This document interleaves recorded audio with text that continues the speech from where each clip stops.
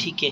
अब axial pattern flaps क्या है? Axial pattern flaps are ones which have one specific direct cutaneous artery. याद रखें, A for axial, A for artery, one specific direct cutaneous artery within longitudinal axis of the flap. ठीक है ना।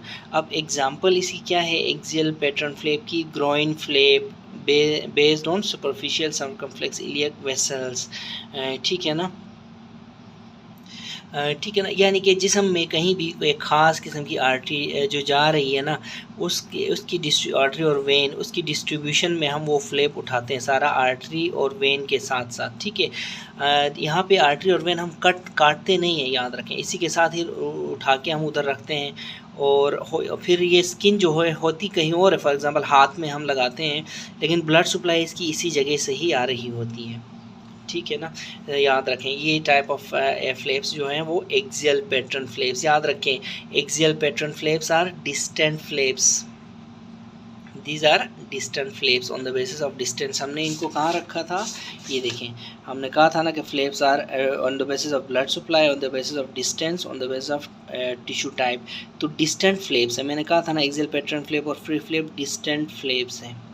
ठीक है, जबकि रैंडम पैटर्न फ्लेप मैंने कहा था लोकल फ्लेप्स हैं। ठीक है, तो ये एक्सियल पैटर्न फ्लेप जो आता है ये डिस्टेंट फ्लेप में आता है। Example, groin flap based on superficial circumflex iliac vessels. ठीक है, देखें सुपरफिशियल सर्कमफ्लेक्स जो आर्टरी होती है ना, it is a branch of femoral artery.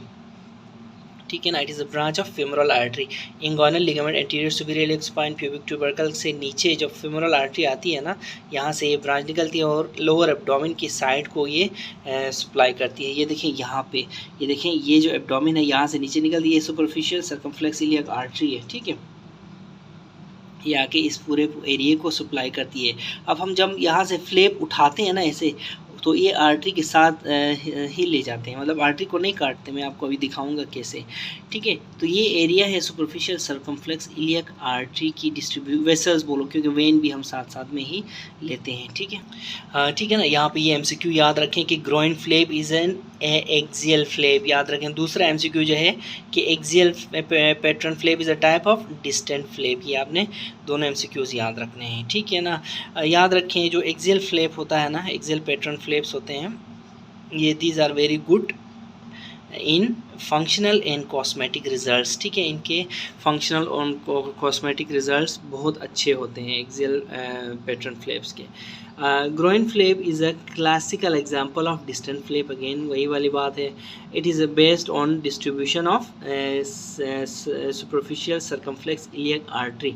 ये भी एमसीक्यू है कि जो ग्रोइन फ्लेप है ना, it is based on distribution of superficial circumflex iliac artery. ठीक है, ठीक है, ये देखें ये एंटीरियर सुपीरियर इलियक स्पाइन है, ये प्यूबिक ट्यूबरकल है, ये फेमोरल आर्टरी है और ये यहाँ से सुपरफिशियल सर्कमफ्लेक्स इलियक आर्टरी निकलती है।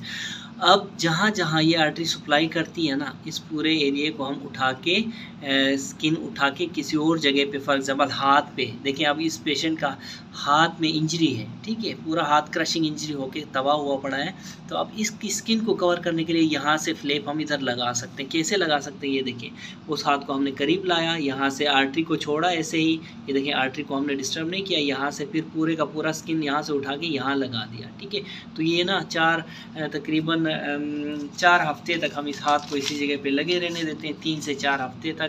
और फिर ये देखें आखिर में फिर इस जगह से स्किन को काट लेते हैं तो हाथ अलग हो जाता है। ये देखें इसका हाथ अलग है और लिख भी रहा है ये अपने हाथ से। ठीक है, तो ये फ्लेप हमने जो लिया है ये एक एक्सियल पैटर्न फ्लेप है, जो कि हमने सुपरफिशियल सर्कमफ्लेक्स इलियक आर्टरी की डिस्ट्रीब्यूशन वाले हिस्से की स्किन को उठा के इसमें लगा दिया था। ठीक है, तो ये है एक्सियल पैटर्न फ्लेप।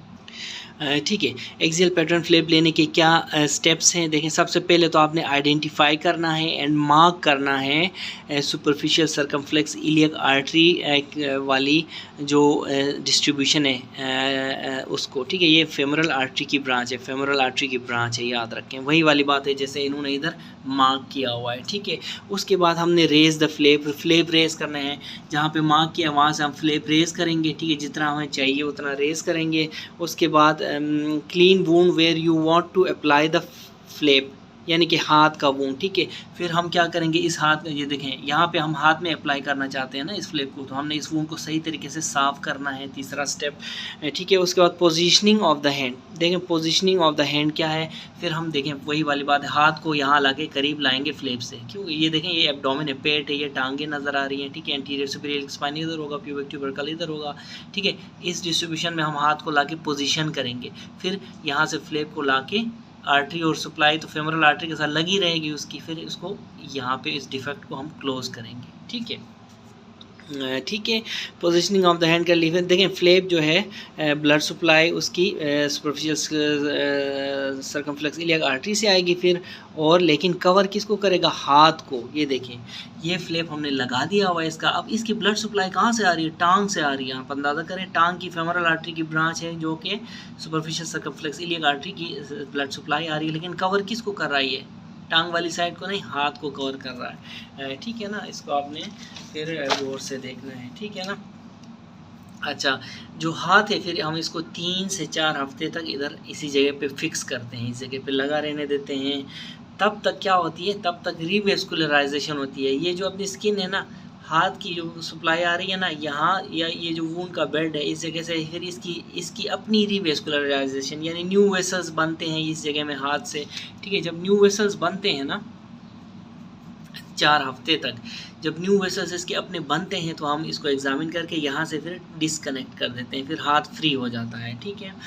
यहाँ भी वही वाली बात लिखी है कि hand remains fixed with the groin for 3 to 4 weeks.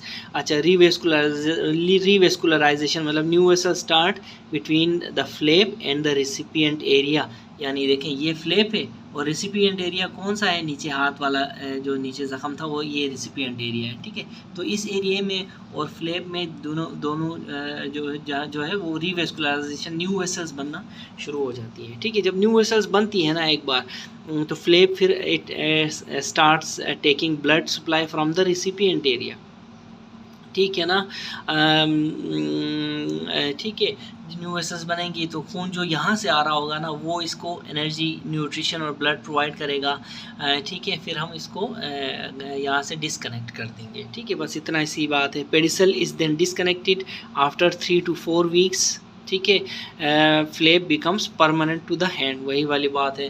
Pedicel, इसको पेडिसल कहते हैं इस हिस्से को, इसको हम डिस्कनेक्ट करेंगे और फिर जो फ्लेप है परमानेंट हाथ में लग जाता है और सप्लाई भी इसकी हाथ से ही आ जाती है न्यू वेसल्स के ज़रिए, ठीक है। एडवांटेजेस क्या हैं इस एडवांसमेंट फ्लेप के, एडवांटेजेस क्या हैं, ठीक है। सबसे पहला एडवांटेज ये कि better function and cosmetic result. आपने देखा कि इसके हाथ का ये हाल था, इसके हाथ का ये हाल था, अब देखें अब इसका हाथ लिख भी सकता है, तो बेटर फंक्शन है, कॉस्मेटिक रिजल्ट है, ठीक है।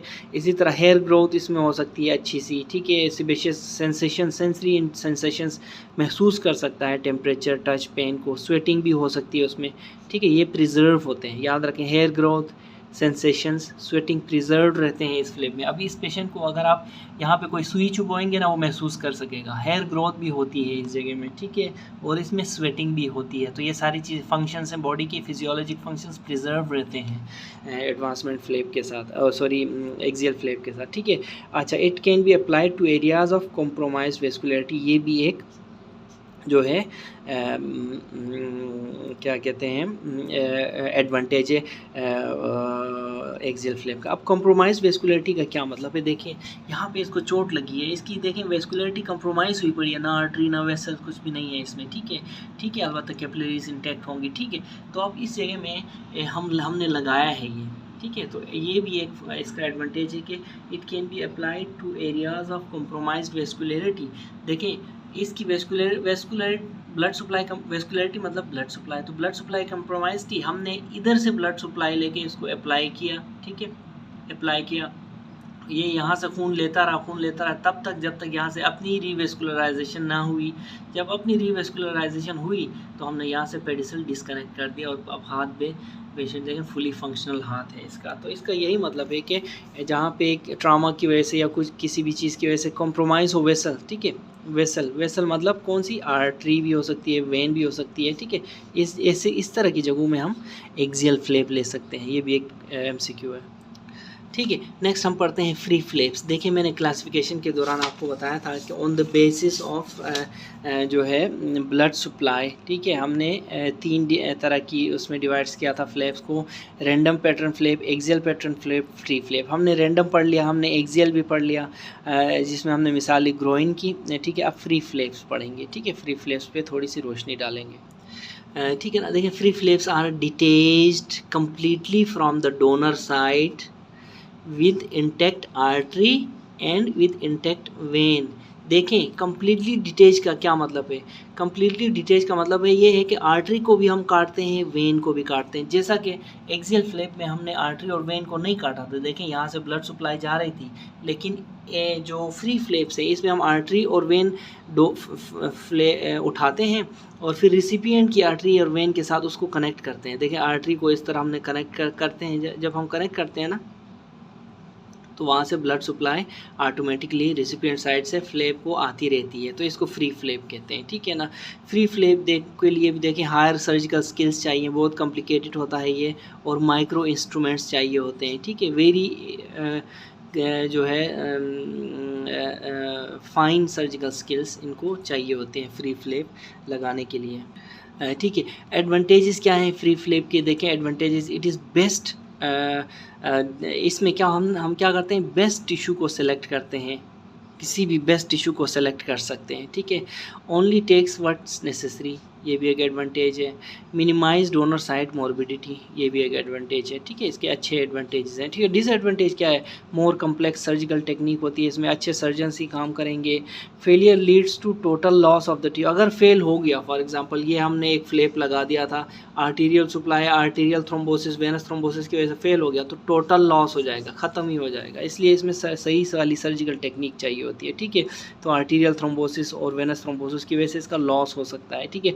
और टिश्यू की टाइम कंज्यूमिंग होती है सर्जरी, इसकी जो सर्जरी है टाइम कंज्यूमिंग होती है फ्री फ्लेप की, ठीक है। ठीक है। अब हम पढ़ेंगे flaps types according to the tissue type. हमने क्या कहा था, मैं पहले हमने कहा था कि देखिए फ्लेप्स को हम कैसे क्लासिफाई करते हैं, फ्लेप्स को according to the blood supply, according to the distance, according to the tissue type. देखें हमने फ्री फ्लेप्स पढ़े, एक्सियल पैटर्न, रैंडम पैटर्न।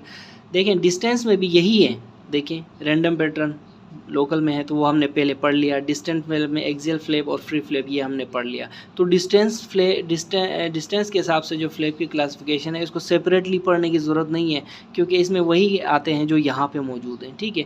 अब हम तीसरा पढ़ेंगे classification on the basis of tissue type. इसमें 3 है, स्किन, मसल और कंपोजिट फ्लेप्स। 3 फ्लेप्स हैं, skin Phelps, muscle Phelps, composite Phelps, ठीक है। वही वाली बात इसने यहाँ भी की है कि according to the tissue type skin flap होता है, मसल फ्लेप होता है और कंपोजिट फ्लेप होता है। नाम से ही ज़ाहिर है, बहुत इजी है। स्किन फ्लेप में क्या होगा, स्किन फ्लेप में स्किन होगी डेफिनेटली, मसल फ्लेप में मसल होगा, या कंपोजिट फ्लेप में मिक्स टिश्यू होगा, ठीक है। स्किन फ्लेप देखें, स्किन फ्लेप जो है, skin flaps are raised at sub dermal level taking the full thickness of the skin attached to one side through which blood supply enters the flap. Raised at sub dermal level, एक point, ठीक है। We take full thickness of the skin, ठीक है। दूसरी बात, but attached with at one side with the blood supply, ठीक है। इसी साइड से ब्लड सप्लाई इंटर होती है फ्लेप से, ठीक है। अच्छा, स्किन जो है वो नरिश्ड बाय सब dermal plexus of the blood. हमने सब dermal plexus of the blood से इस स्किन को सप्लाई देना होता है, ठीक है। चलो बस इतनी सी बात याद रखें इसके बारे में। फिर मसल फ्लेप में हम लार्ज डिफेक्ट्स को कवर करने के लिए मसल फ्लेप यूज़ करते हैं। फॉर एग्जांपल लेटिसिमस डोर्साई एक मसल है, ठीक है, लेटिसिमस डोर्साई, ठीक है ना। ये देखें, ये बैक साइड पे ये ट्रेपीजियस है, ये डेल्टॉइड है, ये जो है ना ये लेटिसिमस डोर्साई मसल है, बहुत बड़ा मसल है, ठीक है। तो इसको हम किस चीज़ में कन्वर्ट, ब्रेस्ट की रिकन्स्ट्रक्शन के लिए यूज़ करते हैं। फॉर एग्जांपल ब्रेस्ट है पेशेंट का, उसमें कोई हमने सर्जरी की है, पूरा ब्रेस्ट हमने उठाना होता है, कैंसर है फॉर एग्जांपल, हमने उठा लिया तो वहाँ पे नीचे बहुत बड़ा डिफेक्ट बन जाएगा। उस डिफेक्ट को कवर करने के लिए लेटिसिमस डोर्साई मसल का हम क्या करते हैं, हम फ्लेप लगा देते हैं, ठीक है। तो इसको मसल फ्लेप की एग्जांपल है। अच्छा, कंपोजिट फ्लेप में more than one type of tissue होता है। इसकी एग्जांपल जो टाइप्स में देखें, FC, MC, OMC याद रखें। फेशियो क्यूटेनियस फ्लेप, मस्कुलो क्यूटेनियस फ्लेप और ऑस्टियोमायो क्यूटेनियस फ्लेप हम यूज़ करते हैं। ये 3 टाइप्स आपको पता होना ज़रूरी है कंपोजिट फ्लेप में। Definition it is defined as more than one type of tissue. This is a type of flap which is which contains more than one type of tissue. Examples are fasciocutaneous flap, musculocutaneous flap और osteomyocutaneous जिसमें bone भी है, ठीक है। तो ये composite flaps की examples हैं।